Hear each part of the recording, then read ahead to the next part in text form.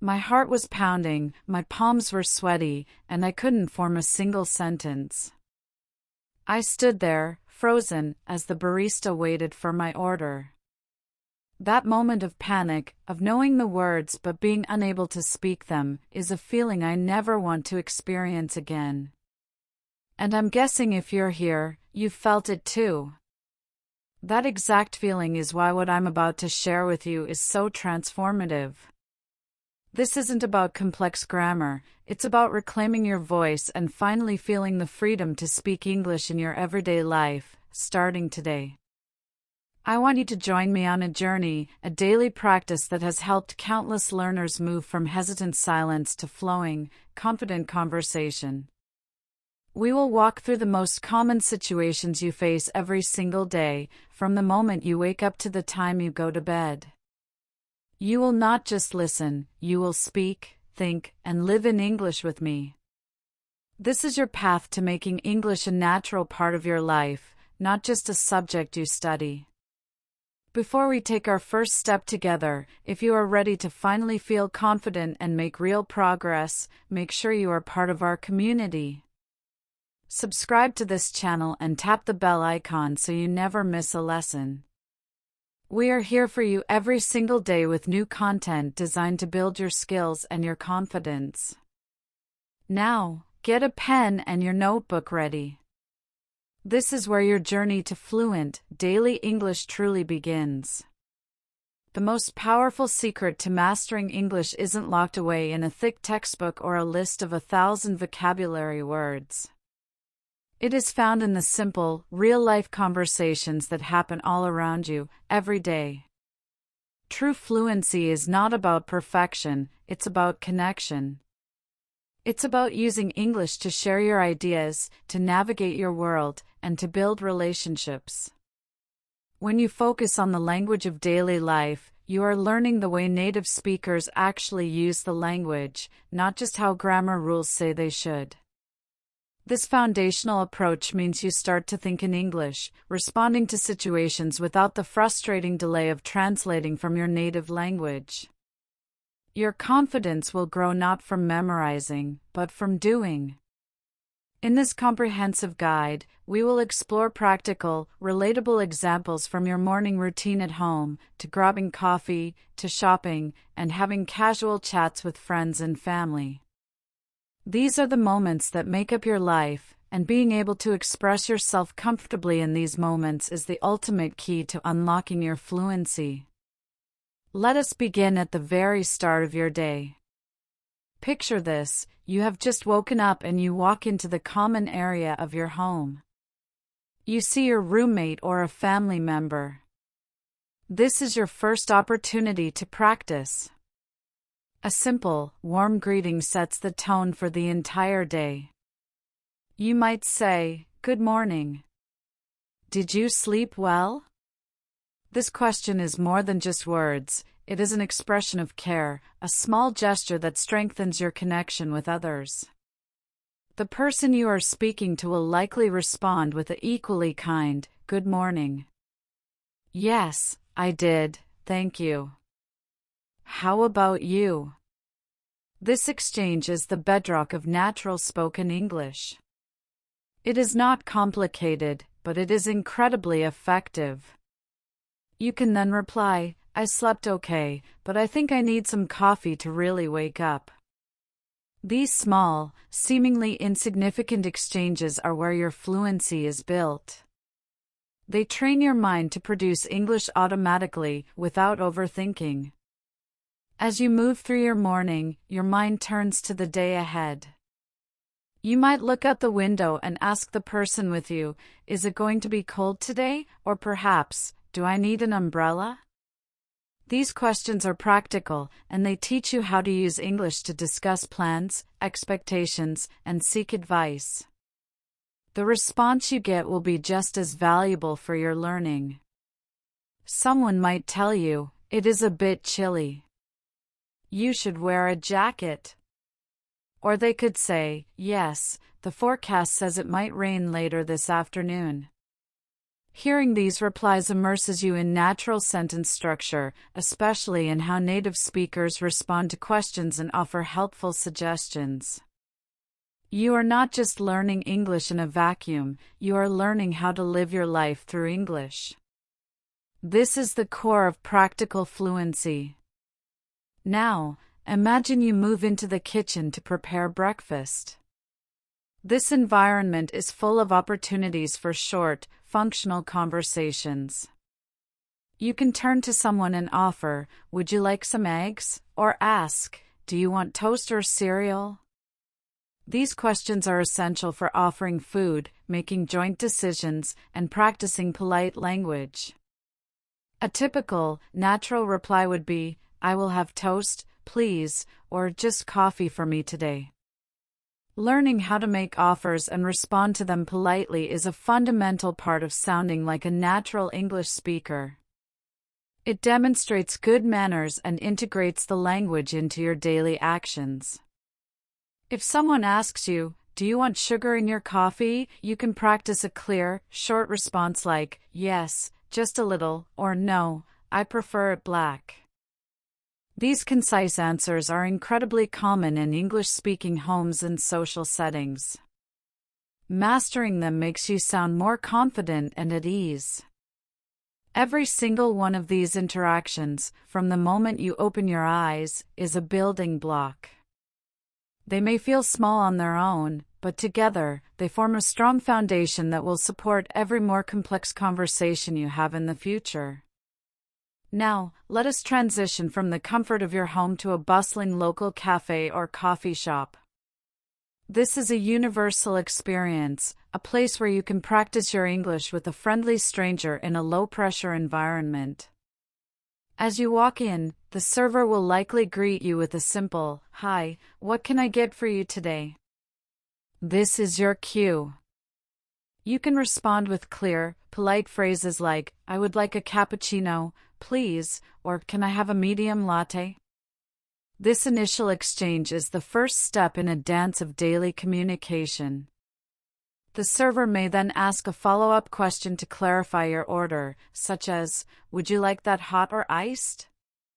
Your response, "Hot, please," is direct and effective. These interactions are not unique, they are repeated thousands of times every single day in coffee shops around the world. By practicing them, you are programming your brain to handle this situation effortlessly, allowing you to order your favorite drink and express your preferences without a moment of hesitation. The transaction continues smoothly. The cashier might ask, "Will that be all for you, or anything else for you today?" This is your opportunity to politely conclude the order. You can reply, "No, that will be all. Thank you." This simple closure completes the interaction on a positive and respectful note. These small, successful conversations are the building blocks of your confidence.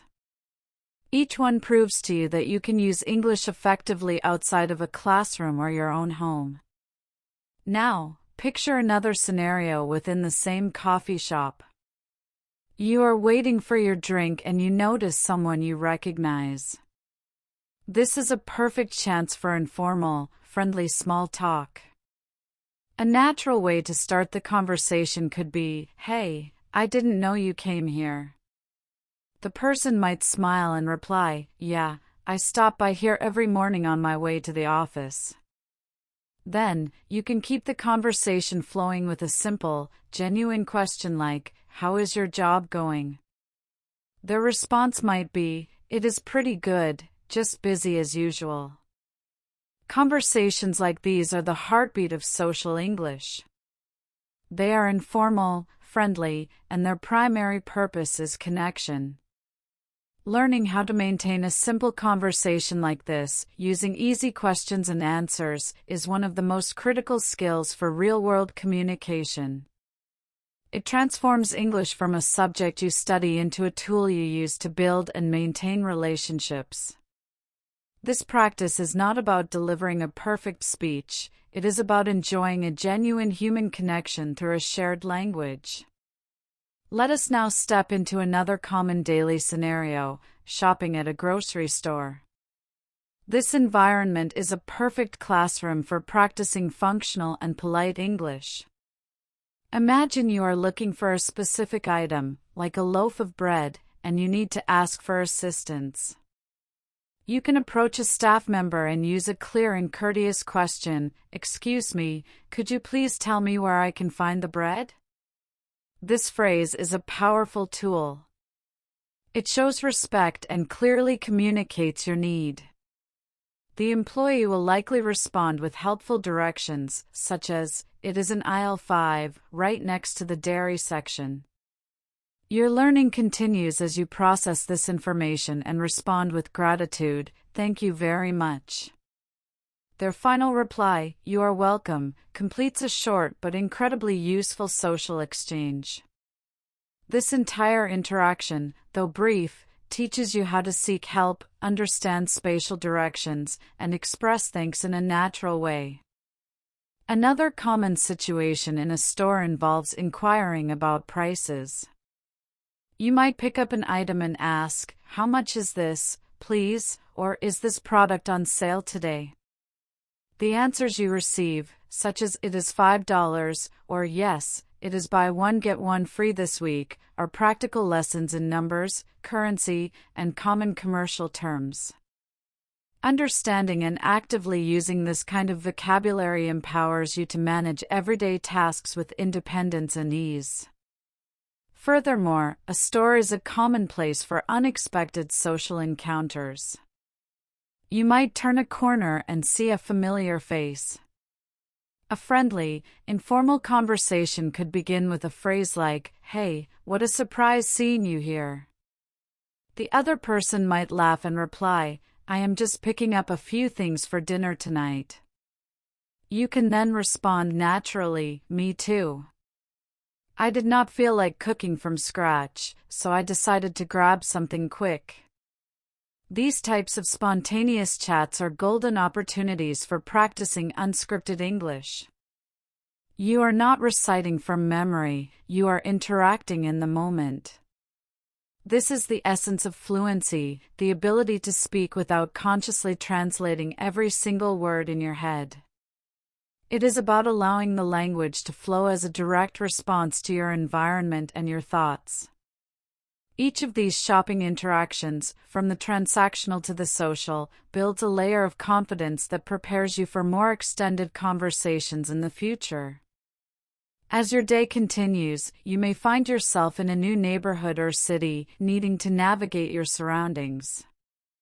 This is where the ability to ask for and understand directions becomes invaluable. Imagine you need to find the post office. You can approach someone politely and ask, "Excuse me, could you tell me how to get to the post office?"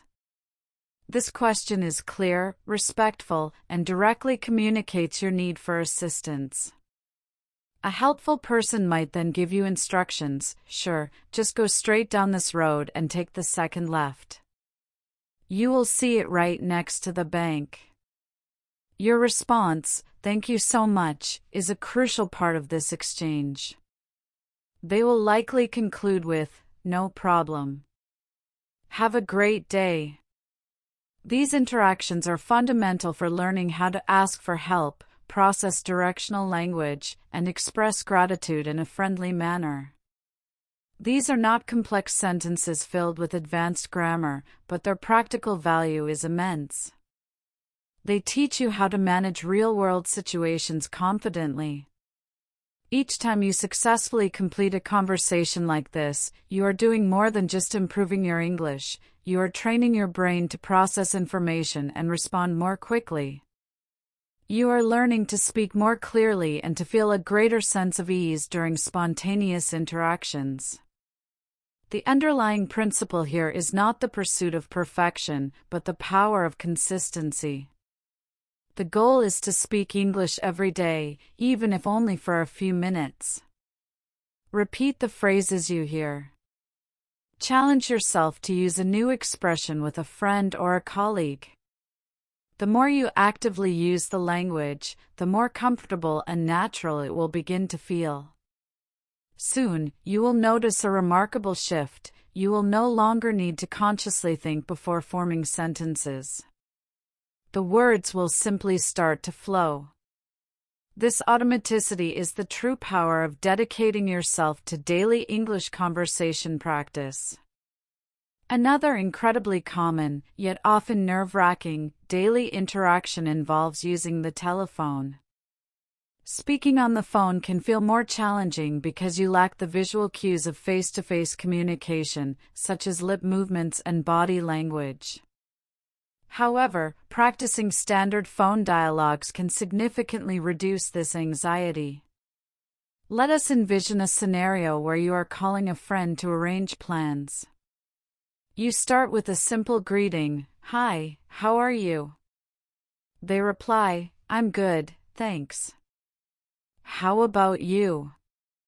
You then continue with the purpose of your call. "I was thinking we could have dinner together tonight. Are you free?" Your friend might respond, "That sounds great. What time were you thinking?" You can propose, "How about around 7, and they agree, "Perfect. I will see you then." This short phone call incorporates several key elements: initial greetings, making a suggestion, confirming details, and expressing positive agreement. Let us shift our focus back to the home, specifically to the kitchen, where another rich opportunity for practical English practice presents itself: cooking and preparing meals. Even within this familiar space, you can consciously use English to narrate actions and collaborate. Suppose you are cooking with a friend or a family member. You might need a specific ingredient and say, "Can you pass me the salt, please?" or inquire about supplies, "Do we have any onions left?" The other person could respond with helpful information, "Yes, they are in the bottom drawer," or deliver a negative response that requires problem solving, "No, we are all out. Would you like me to run to the store to get some?" Your answer, "That would be wonderful, thank you," completes a cooperative exchange. These conversations are casual and embedded in a shared activity, but they are incredibly effective for teaching you how to make requests, answer questions, and offer assistance. This practice seamlessly integrates language learning into the fabric of your normal, daily activities. The more you use English in these organic moments, the more fluent and comfortable you will become without feeling like you are doing extra study. Now, let us consider conversations in more structured environments like the workplace or school. These settings often involve routine, polite, and clear communication. Imagine a coworker approaches you and asks, "Did you finish the report yet?" Your response could be, "Not yet, I am still working on it. I will send it to you by the end of the day." Alternatively, you might be the one initiating the interaction, asking a colleague, "Do you have a minute to help me with something?" Their typical response would be, "Sure, what do you need?" These short, professional exchanges are the backbone of office communication. They require clarity, politeness, and a spirit of cooperation. Learning the natural rhythm and standard phrases used in these settings helps you sound more professional, organized, and integrated in an English-speaking work environment. Similarly, in a school setting, conversations often revolve around clarifying understanding. One student might ask another, "Did you understand the homework assignment?" The reply could be, "A little. I believe we have to write a summary of the article." Or, you might need to ask a teacher for help, saying, "Could you please explain that concept one more time?"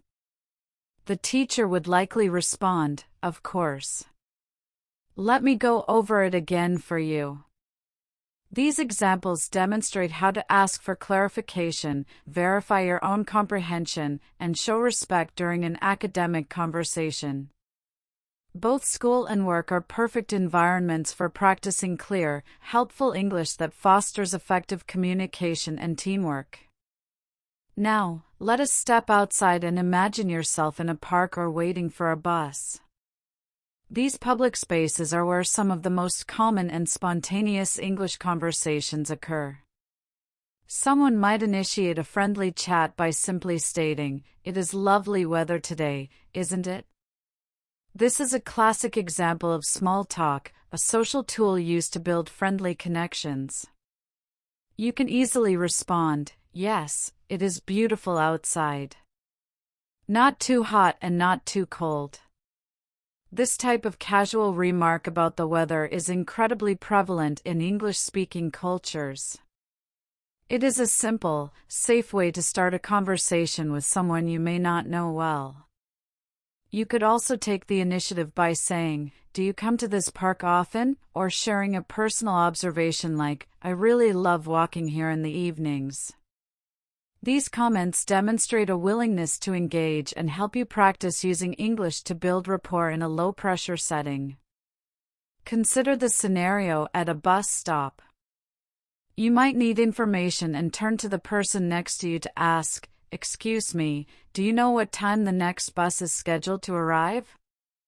They may consult their watch or phone and reply, "I believe it is due at 3:45, but it is often a few minutes late." Your response, "Thank you for the information," acknowledges their help and gracefully concludes the interaction. These micro-conversations might seem insignificant when viewed in isolation, but their cumulative impact is profound. They provide you with invaluable practice in initiating and maintaining brief, polite exchanges with strangers. This is a significant milestone on the path to fluency, especially if you live in or are visiting an English-speaking environment. The ability to start and comfortably conclude a short conversation is a powerful skill that reinforces your overall confidence and makes the language feel truly usable in the real world. Another situation that requires clear communication is a visit to a doctor's office. Here, precision and clarity in English are important for your well-being. You would check in at the reception by stating, "Hello, I have an appointment scheduled for 10 o'clock. The receptionist will likely ask, "May I have your name, please?" You would reply, "It is Sarah Khan." They would then confirm, "Okay, please have a seat in the waiting area. The doctor will see you shortly." Later, during the consultation with the doctor, they might ask, "What seems to be the problem today?" You would describe your condition, "I have had a persistent headache for the past 2 days." The doctor may ask follow-up questions for clarity, such as, "Are you experiencing any other symptoms?" To which you could respond, "Just a slight fever and a sore throat." Practicing these types of dialogues prepares you to accurately explain how you feel and to understand the instructions you receive, making a potentially stressful situation feel more manageable. Another common errand that involves formal conversation is a trip to the bank. Here, you will need to use clear and precise language to accomplish your financial tasks. You might approach a banker and state your business by saying, "Hello, I would like to open a new account, please." The banker would typically respond, "Of course. May I see your identification?" You would hand over your ID, and they would likely ask a clarifying question, "Do you prefer a savings account or a checking account?" Your response, "I believe a checking account would be most suitable for my needs," demonstrates understanding and decision-making in English. These more formal interactions are a vital part of daily life, enabling you to manage your finances, ask informed questions, and comprehend essential services in an English-speaking context. The more you learn to articulate your needs accurately in these settings, the more independent and self-assured you will become. Let us now transition to a very familiar daily pleasure, eating out at a restaurant. This scenario provides a wonderful opportunity to practice a sequence of polite interactions. The host might greet you with, "Hello, welcome. A table for one?" You would confirm, "Yes, just for me, thank you." After being seated and given a menu, the server will return and ask, "Are you ready to order?" You can respond, "Yes, I will have the grilled chicken with rice, please." The server may then offer additional options. "Would you like anything to drink?" And you can answer, "Just water, thank you." These steps are simple, yet they form the essential framework of restaurant communication. Being able to order food, ask questions about menu items, and respond politely is a clear indicator of real-world fluency. Later, when your meal is finished, the server might ask, "Would you like me to bring the check?" You can say, "Yes, please." When they return with the bill, they will say, "Here you are." This is your chance to inquire about payment methods. "Thank you. Can I pay with a credit card?" They will confirm, "Yes, certainly." After paying, a final polite exchange reinforces a positive impression. "Thank you, the meal was excellent." The server might reply, "We are delighted you enjoyed it. Have a wonderful evening." This closing interaction is important as it teaches you how to end a service-based conversation on a friendly and appreciative note. All of these examples, from the bank to the restaurant, share a common thread: the immense value of consistent practice. Engaging with these daily conversations trains you in the natural rhythm of social interactions, how to start them, how to maintain them, and how to conclude them gracefully. You learn to ask questions, respond courteously, provide information, and express your opinions. Most importantly, you build an unwavering confidence in your speaking ability. True fluency blossoms from using English consistently in the real world, not just from studying it in theory. Therefore, practicing conversations that mirror your actual daily life is one of the most effective and rewarding methods to accelerate your English language progress and achieve lasting confidence. Let's now explore the conversations that color the evening hours, those precious moments when we unwind, connect with loved ones, and reflect on the day. These relaxed settings are perfect for using English in a natural, unhurried way. Imagine returning home after a long day and greeting a family member with a simple, caring question, "Hey, how was your day?" This open-ended invitation to share experiences is a cornerstone of daily communication. They might respond with a common refrain, "It was good, just a bit tiring.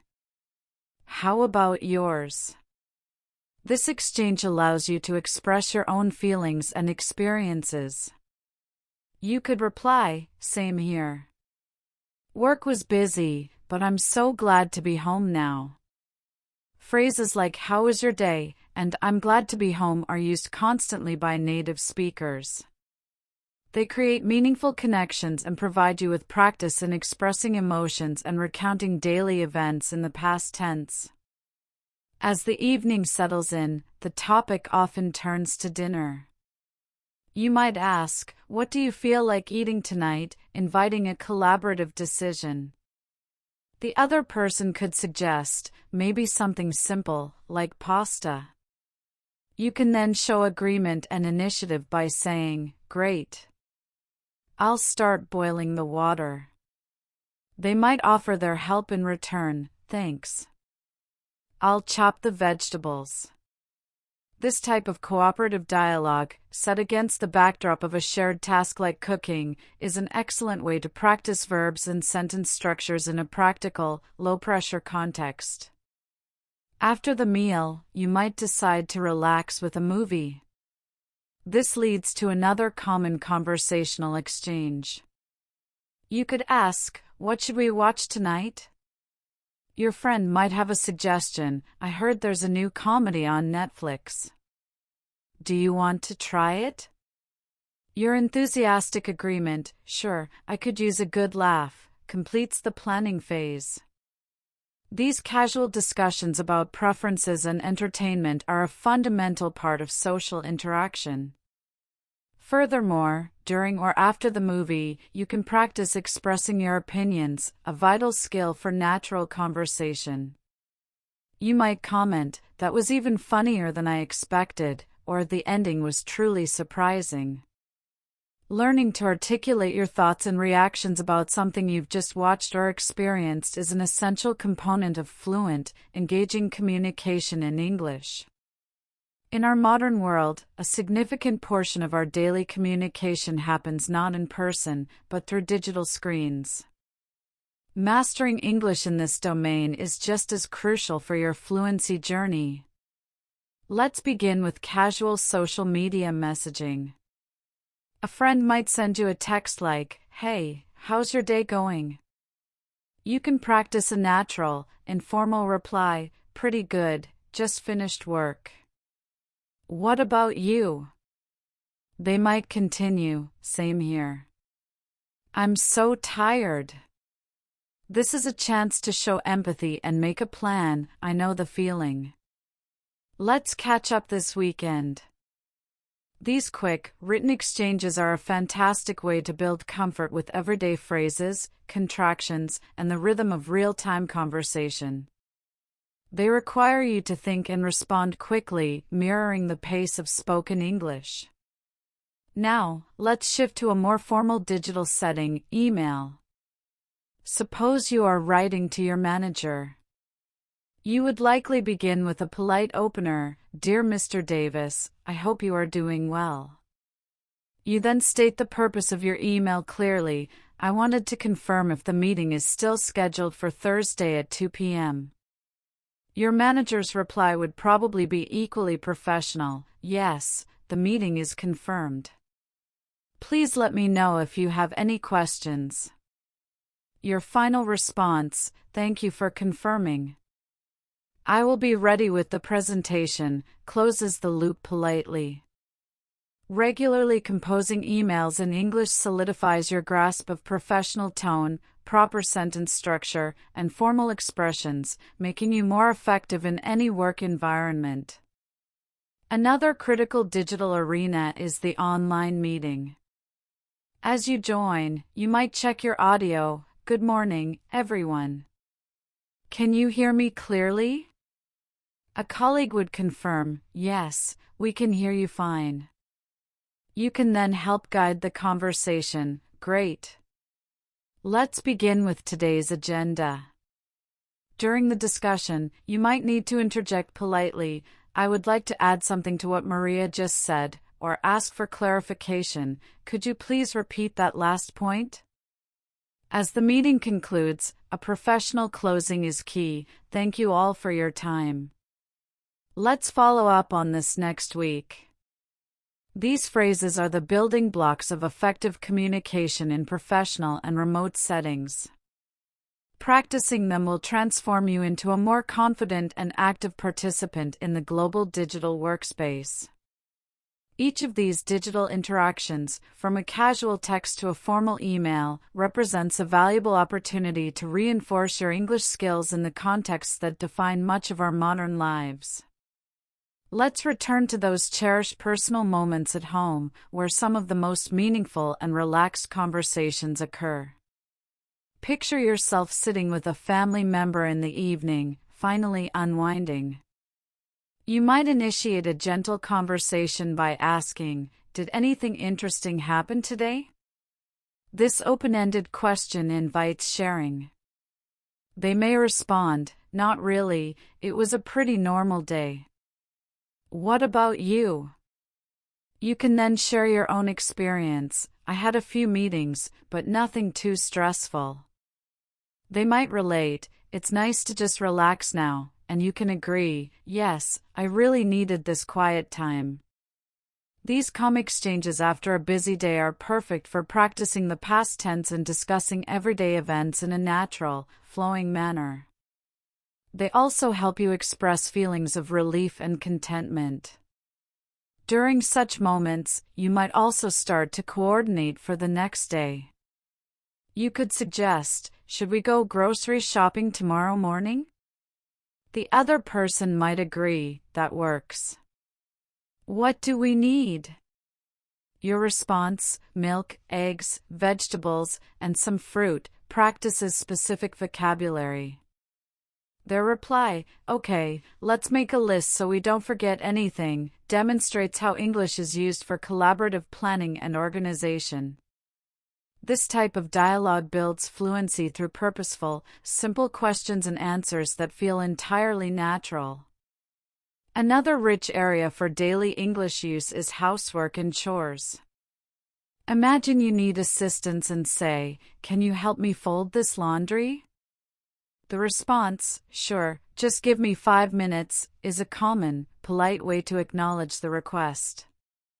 You can then state your intention, "Thanks. I'll start with the shirts."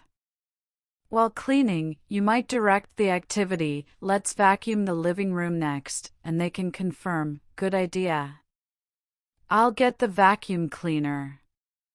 Discussing chores might seem very basic, but it is incredibly effective for cementing action-oriented verbs and household vocabulary into your active memory. The more you use this language during actual tasks, the more automatically it will come to you in conversation. Now, let's envision a more exciting scenario, planning a weekend trip. You might propose, "I was thinking of going to the mountains this Saturday." Your friend expresses interest, "That sounds fun. How long is the drive?" You provide the information, "About 3 hours. We can leave early in the morning." They then think proactively, "Should we pack snacks and water?" And you can add, "Yes, and maybe some extra clothes in case it gets cold." This kind of planning conversation is excellent practice for using the future tense, expressing ideas, and considering various possibilities. It grounds your English learning in practical, enjoyable future activities. When you return from a trip or a special event, you have a golden opportunity to practice describing your experiences, a key skill for fluency. You might begin by sharing a vivid memory. "The view from the top of the mountain was absolutely breathtaking." Your friend, engaged in your story, might ask, "I can imagine. Did you take any photographs?" You can confirm and elaborate, "Yes, I managed to get some incredible shots of the sunset." They may then inquire about the atmosphere. "Was it very crowded?" allowing you to practice a more nuanced description. "It was a little busy, but the overall feeling was still very peaceful." This type of conversation is a fantastic workout for your English skills. You are using the past tense, employing descriptive adjectives, and responding to natural follow-up questions. Sharing stories about vacations, events, or special moments is one of the most enjoyable and effective ways to build your storytelling abilities in English. Let's also consider conversations that involve offering emotional support. These moments require a different kind of language, one of empathy and care. Imagine a friend confides in you, "I've been feeling really down lately." Your supportive response, "I'm so sorry to hear that. Would you like to talk about it?" opens a door for them. They might explain, "I just feel stuck and completely unmotivated." Your reply, "That's completely understandable. We all go through difficult periods.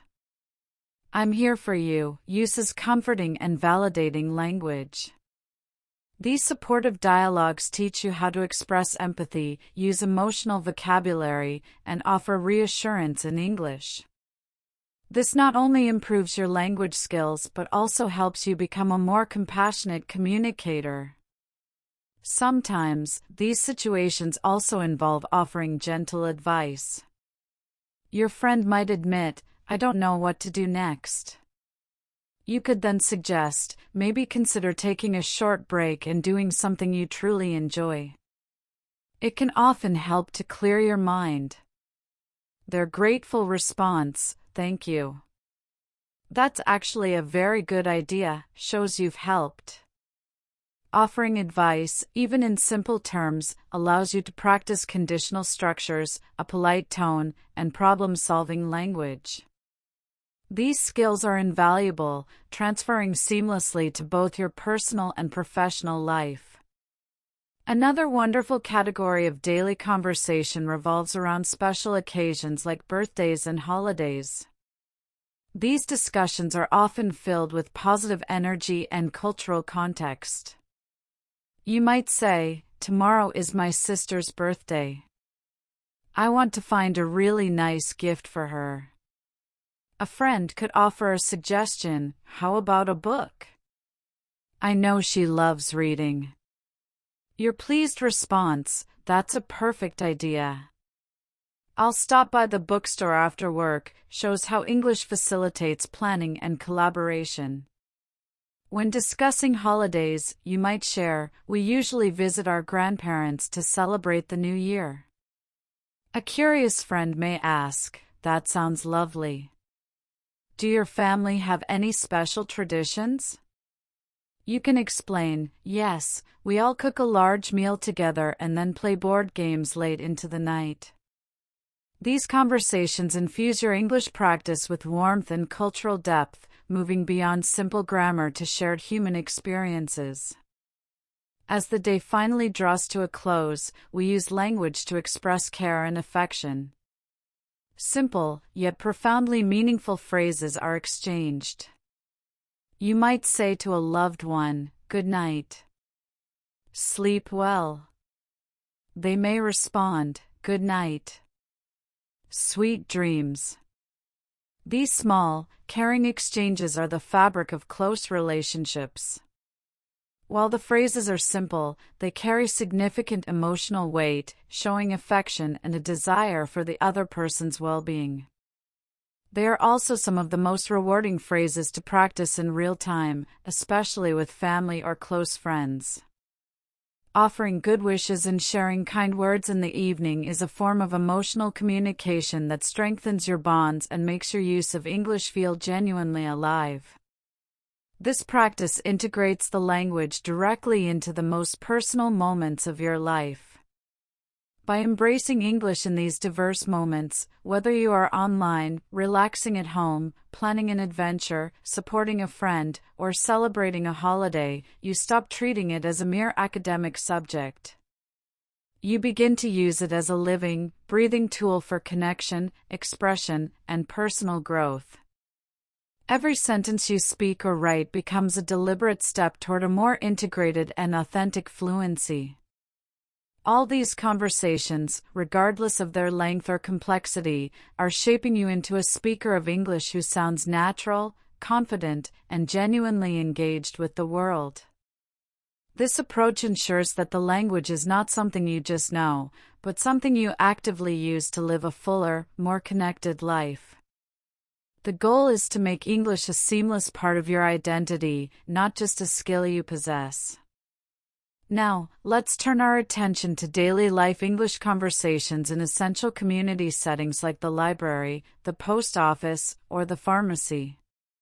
While you may not visit these places every single day, they are common enough that mastering the language for these interactions is incredibly valuable. Imagine you are at a library, ready to borrow a book. You approach the counter and state, "Hello, I would like to check out this book, please." The librarian will likely respond, "Certainly. Do you have your library card with you?" You present your card and answer, "Yes, here it is." After scanning it, the librarian informs you, "This book will be due back in 2 weeks." You complete the interaction with a polite, "Thank you. Have a nice day." These short, courteous exchanges are fundamental for navigating public services in English. They empower you to ask questions, follow procedures, and express appreciation with ease. A trip to the post office involves a similar structure but with its own specific vocabulary. You might begin by saying, "Hello, I need to send this package to Canada." The staff member will then ask for a decision. Would you prefer standard or express delivery? You can respond, standard is fine, thank you. How much will that cost? After checking, they state, that will be $12. You hand over the payment, okay, here you go, and they provide a receipt with the information. It should arrive within 7 to 10 business days. You finish with a grateful, thanks very much. These transactional dialogues teach you how to handle common errands, understand service-related terms, and communicate effectively in various English-speaking environments. Now, consider a visit to the pharmacy, where clear communication is crucial for your health. You approach the counter and say, "Hi, I'm here to pick up a prescription." The pharmacist will ask for identification. What is the name on the prescription? You provide your name, and they locate it. Okay, I have it right here. They will often offer important follow-up care. Do you have any questions about the medication? You might have a specific inquiry. Yes, how often should I take it? The pharmacist provides clear instructions. Take 1 tablet every 8 hours with food. Your final response, I understand. Thank you very much, confirms your comprehension. This interaction is a perfect example of how English is used to obtain vital health information and ensure you can follow medical instructions correctly.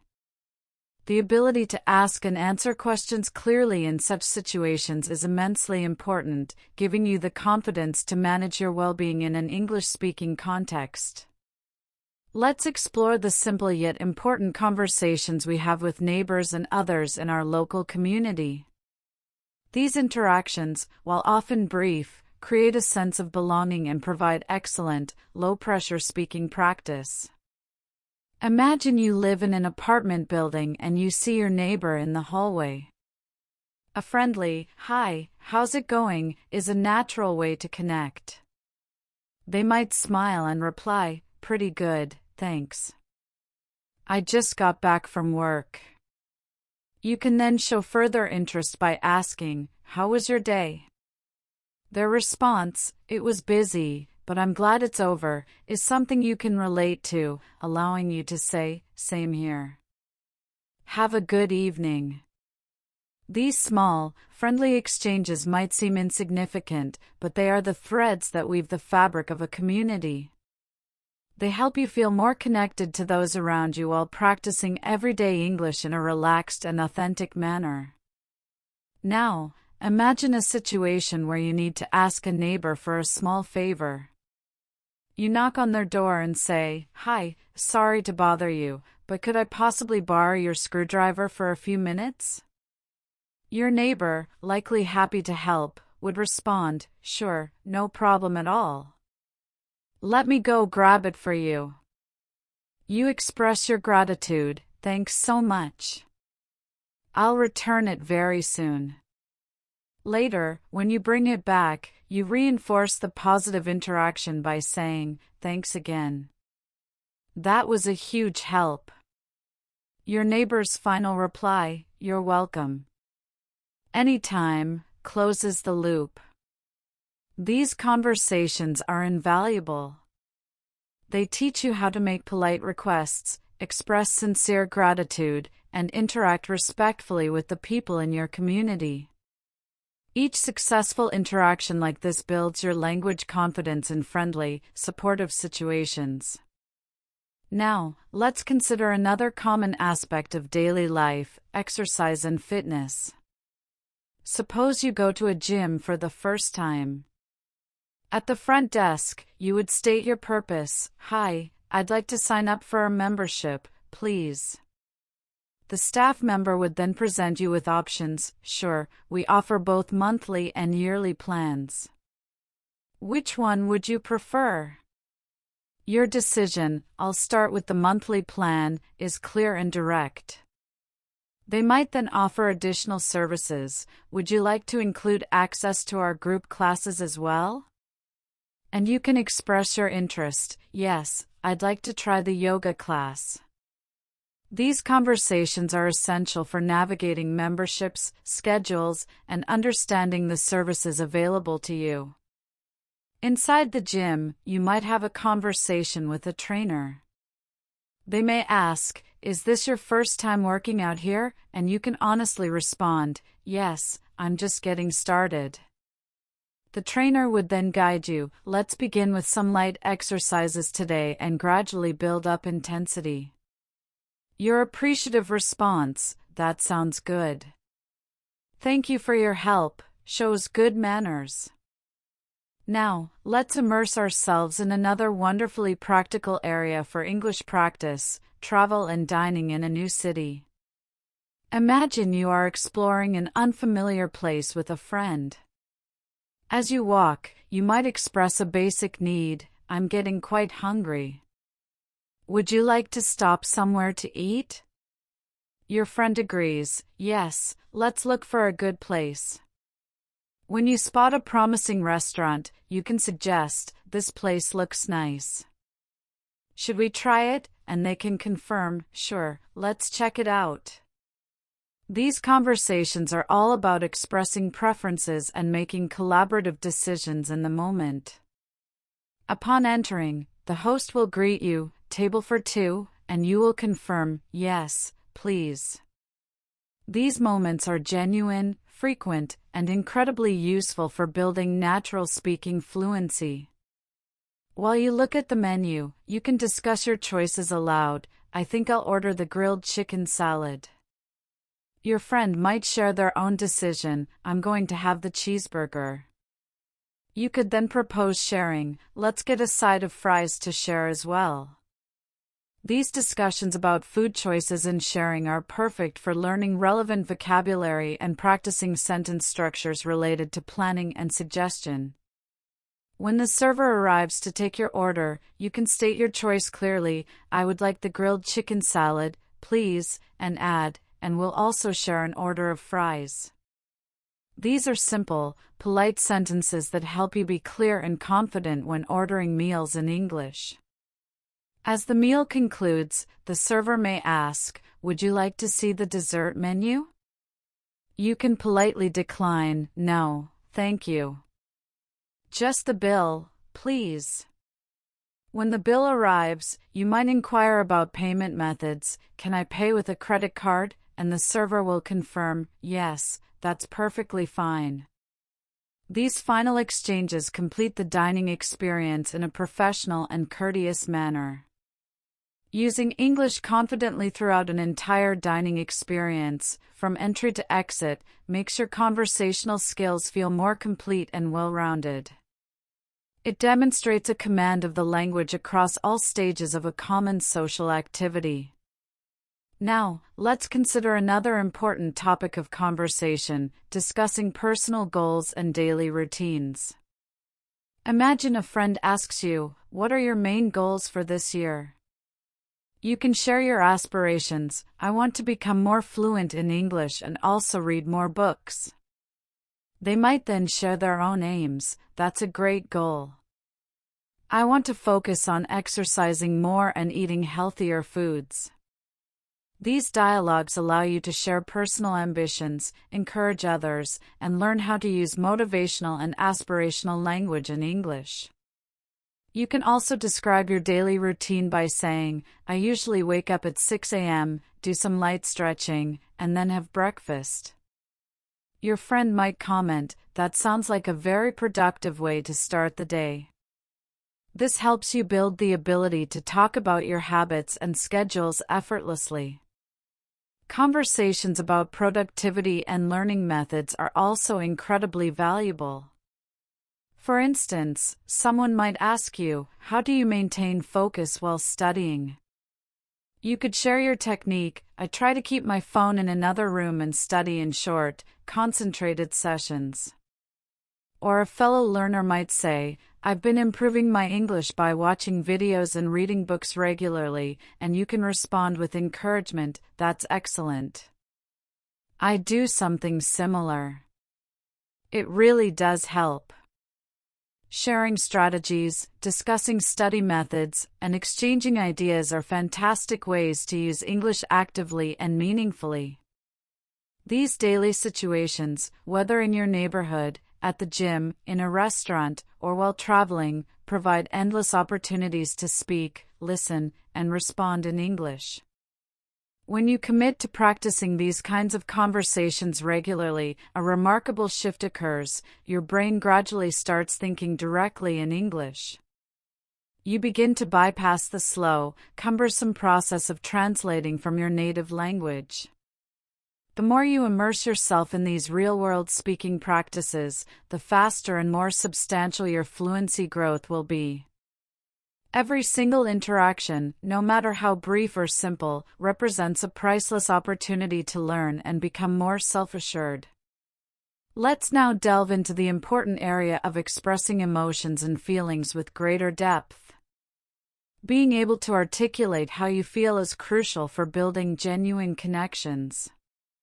You might share, "I'm feeling a bit tired today," or express pride, "I'm really happy with how my presentation went." If a friend confides, "I'm feeling quite stressed," your supportive response, "Is there anything I can do to help?" demonstrates empathy and care. These expressions teach you how to recognize, articulate, and respond to a wide range of emotions in English. They help you become a more sensitive and supportive communicator. Using emotional language accurately is a powerful aspect of advanced fluency, as it adds warmth, depth, and authenticity to your conversations. Furthermore, let's consider the practice of reflection and expressing gratitude.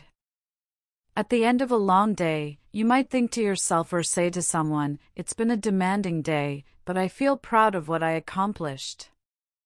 Or you might express appreciation, "I'm truly grateful for the support of people in my life."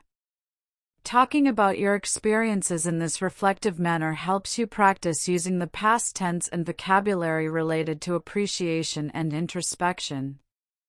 You might also directly tell a friend or family member, "Thank you for being there for me today. It meant a great deal." These sentences, while simple in structure, carry profound emotional value and allow you to practice meaningful, heartfelt English. Cultivating a habit of daily reflection is not only wonderful for your language skills but also for your overall mindset and well-being. It encourages a positive outlook and helps you recognize your progress, both in your personal life and in your English journey. Now, let's explore conversations that happen during unexpected challenges or emergencies.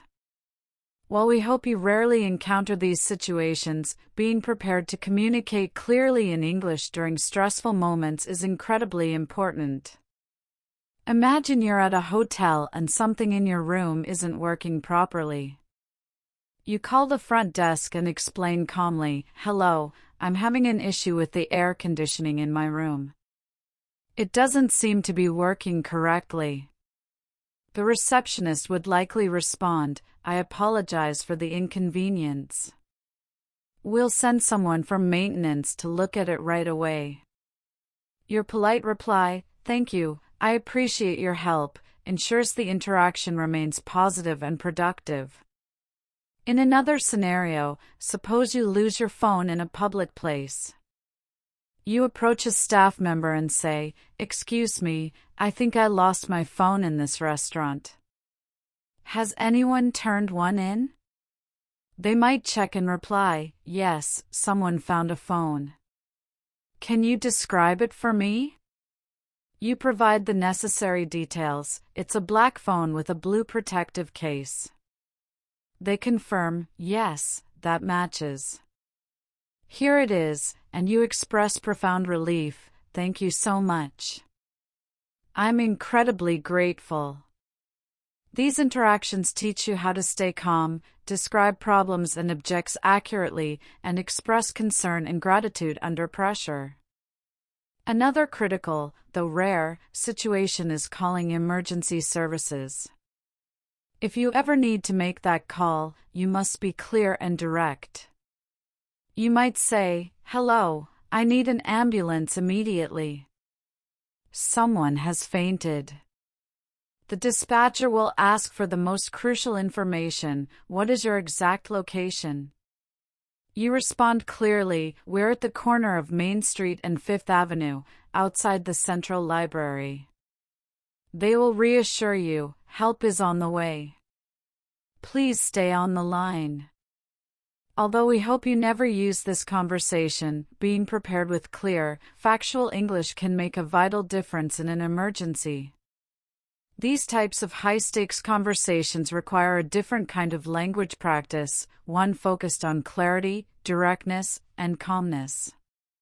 Practicing them, even theoretically, builds a layer of confidence that prepares you for real-world uncertainties. Now, let's shift to a much lighter topic, discussing hobbies and interests. Talking about what you love to do is one of the most enjoyable ways to connect with others in English. You might share, I really love painting. It helps me relax and express my creativity. Or, I'm an avid reader of mystery novels. If someone asks you, what do you like to do in your free time on weekends, you could answer, I usually go hiking with friends or spend quality time with my family. These conversations are excellent for expanding your vocabulary related to activities, emotions, and personal preferences. They also help you develop your unique voice in English and engage in more meaningful, personality-driven dialogues. You're not just exchanging information, you're sharing a part of yourself.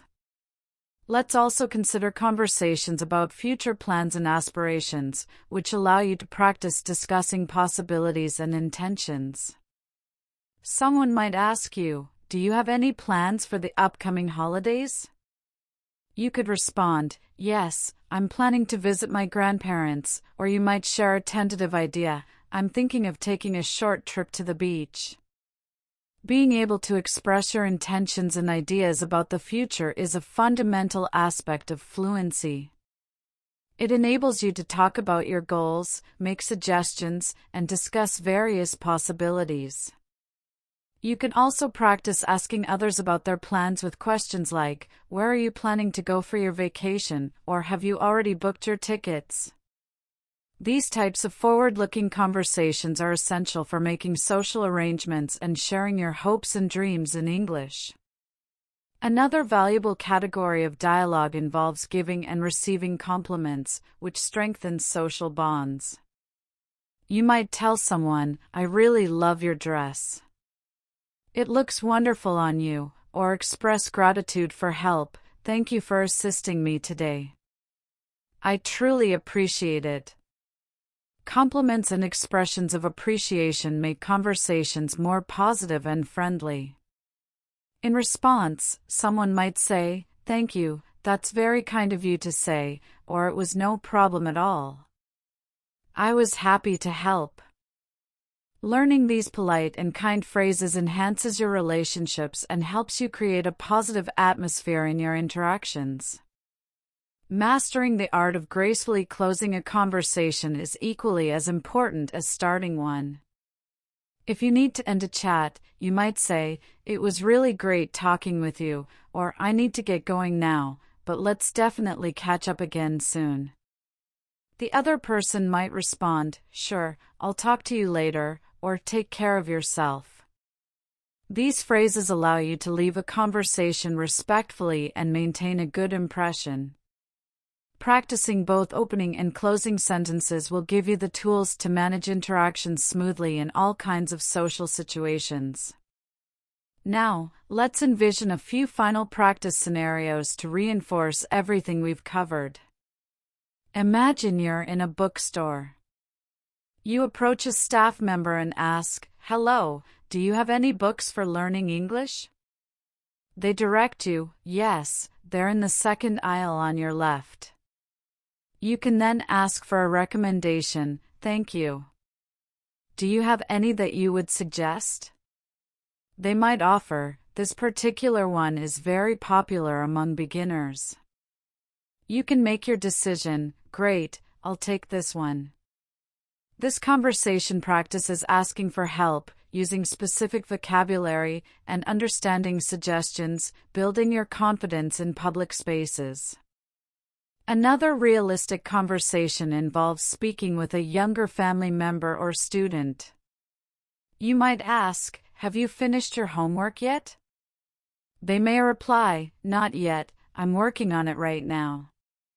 You can then offer support. "Do you need any help with anything?" And they might explain, "Yes, I'm stuck on this math problem." Your helpful response, "Let's look at it together," demonstrates how to use everyday expressions and supportive language. Sharing exciting news is another great practice. You could announce, "Guess what? I was offered a new job." Your friend would likely exclaim, "Wow, congratulations. That's fantastic news." You can share details, "Thank you. I start next Monday." They might ask, "What will your role be?" And you can explain, "I'll be working as a customer support representative." These exciting, personal conversations are filled with positive emotion and are excellent for practicing expressive language and responding with genuine enthusiasm. Sometimes conversations will involve sharing opinions or joining group discussions, which allows you to use more expressive language. For example, while watching a film with friends, you might comment, "I didn't care for the ending. It felt somewhat rushed to me." A friend could offer a different perspective, "Really? I thought it was perfect. It kept me guessing until the very end." You can then respectfully elaborate on your viewpoint, "I see what you mean, but I still wish they had explained the main character's motivation a bit more." These opinion-based exchanges are crucial for learning how to agree, disagree, and compare ideas in a respectful manner. This ability makes your conversations more dynamic, authentic, and engaging. You might also find yourself in situations that require making a polite complaint. Suppose you are at a restaurant and your soup is cold. You can calmly get the server's attention and say, "Excuse me, my soup is quite cold. Could you please warm it up for me?" They will likely apologize and take action. "I'm so sorry about that. I'll have the kitchen heated up for you right away." When they return with the warm soup, you can acknowledge their effort. "This is much better now. Thank you for your help." These interactions demonstrate how to use calm, respectful language to address a problem, express dissatisfaction politely, and still show appreciation for the service. This balance is a sign of true communicative competence. Another wonderfully encouraging practice is talking with fellow English learners. You might ask someone, "How long have you been learning English?" They may answer, "For about a year now." "What about you?" You can share your own journey. "I've been studying for 2 years, and I'm still working on improving my fluency." Their response, "Same here. I practice every single day by watching videos and reading," creates a sense of shared experience. Your reply, "That's an excellent method. I practice shadowing conversations too," fosters a supportive community. These conversations are motivating, honest, and powerfully reinforcing. They remind you that you are not alone on this journey and that daily, consistent practice is the universal key to success. Finally, remember that some of the most effective practice can happen when you are alone. You can create conversations with yourself to build confidence. Stand in front of a mirror and declare your intention. "Today, I will focus on improving my pronunciation of the th sound," or simply describe your surroundings. "Let me describe everything I see in this kitchen." Even without a conversation partner, speaking aloud is a highly effective technique. You can narrate your actions by saying, "Now I am washing the dishes. Next, I will dry them and put them away," or "I am making breakfast." I am cracking 2 eggs into the pan and toasting a slice of bread. These self-directed sentences may feel small, but over time, they powerfully rewire your brain to form natural English-speaking habits without conscious effort. It is also profoundly helpful to reflect on your progress in English. You can tell yourself, I learned several new useful phrases today. My English is steadily improving, or I made a mistake earlier, but I recognized it and corrected myself. That is real progress. Encouraging yourself in English builds not only your language skills but also your intrinsic motivation. It helps you maintain focus and a positive mindset, especially on days when your progress feels slow. Remember, every single conversation is practice, and every day you try is a step forward. No matter your current level, consistent, dedicated effort is the very thing that will transform you into a fluent, confident English speaker.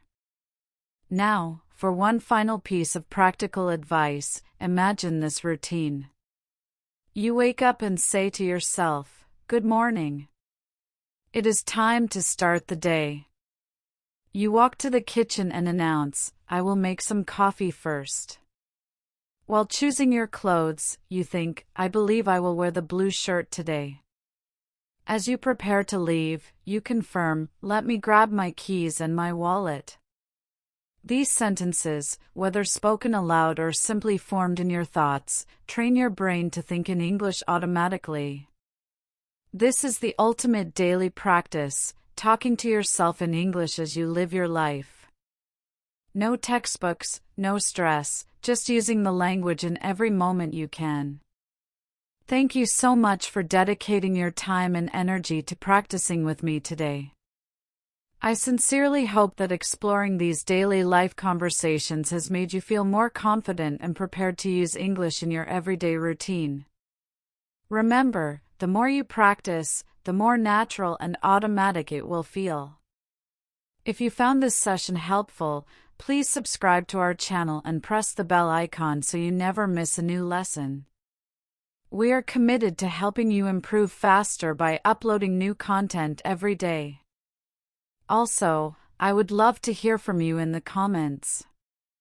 Please tell me how you practice English daily or what conversation topics you would like us to explore next. Keep practicing, keep speaking, and I look forward to seeing you in the next video.